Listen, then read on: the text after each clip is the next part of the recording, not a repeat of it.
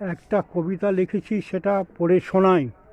কী লিখি আজ ভাবছি বসে, হঠাৎ দেখি পিছনেকে এসে দাঁড়ায় আমার দু চোখ বেঁধে, খিলখিলিয়ে উঠল সে হেসে। পেছন ঘুরে তাকিয়ে দেখি ছোট্টবেলার পরাণ সখী, ডাগর ডাগর দুটি আঁখি, ঠোঁট ফুলিয়ে অভিমানে যাচ্ছে চলে।